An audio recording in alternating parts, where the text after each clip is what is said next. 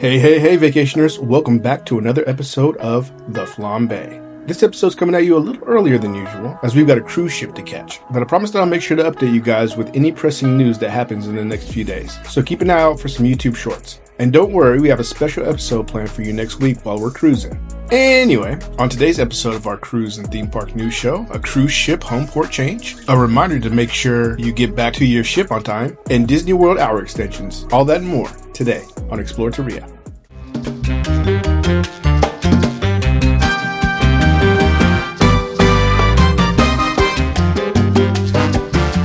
As always, first up we have cruise news.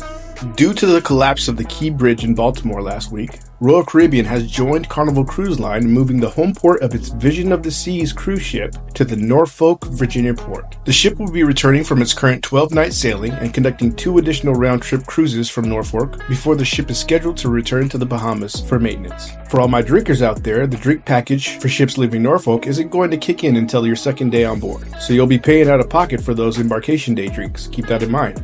In a reminder of one of the reasons I almost always book excursions through the cruise line, 8 guests that were traveling aboard the Norwegian Dawn on a 21-night cruise from Cape Town, South Africa to Barcelona, Spain, were left stranded on the island nation of São Tomé and Príncipe in Africa. The guests booked a private tour and missed the last tender boat back to the ship, resulting in being left behind. For some reason, the guests are upset with the cruise line, stating that they should have sent a tender boat back for them since the ship was still in harbor when they arrived, and that they know the ship has rules that it has to follow, but that they were followed too rigidly. And I quote, "They are people working in the hospitality industry, and that really the safety and the well-being of the customers should be their first priority." Like, yeah, lady, the ship is going to spend X amount of funds on fuel and possibly miss a future port time for thousands of other guests just to pick you up because you can't tell the time. Unless, of course, you already paid them. Like if you book an excursion through the cruise line, the ship will either wait for you if you're running late or assist you in catching up with the ship if they can't wait for you for some reason. Since these guests booked a private tour, they were forced to find their way to the next port of call on their own, which, after spending about $5,000, they eventually did.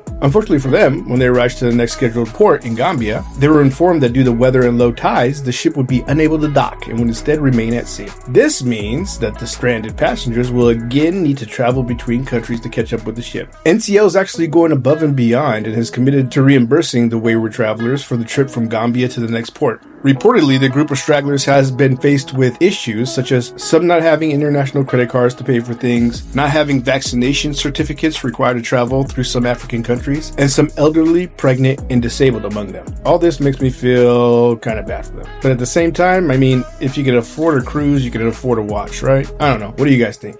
Moving on, up next we have theme park news.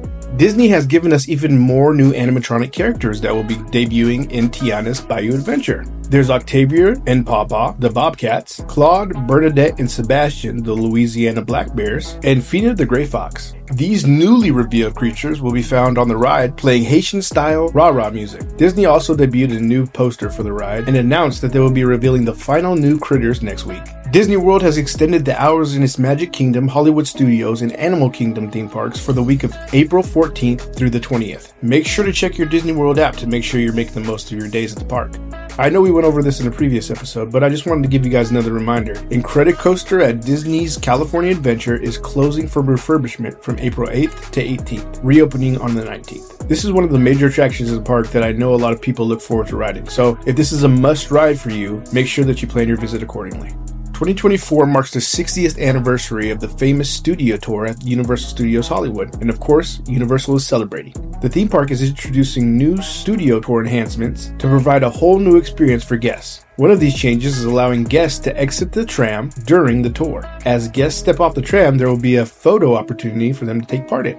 Universal has also decked out the diesel-powered vehicles to look like old-school glamour trams and will offer retro food and drink options throughout the park. The celebration runs from April 26th to August 11th. And that's going to do it for this week's episode. A short week for us means a short episode for you, but like I mentioned earlier, keep an eye on your notifications as we'll hit you with shorts for any pressing news that pops up the remainder of the week. And if you aren't subscribed, come, join us so you can get those notifications as well. As always, please give this video a like if you enjoyed, and thank you for watching. We appreciate each and every one of you. See you next week. Please fill my cup.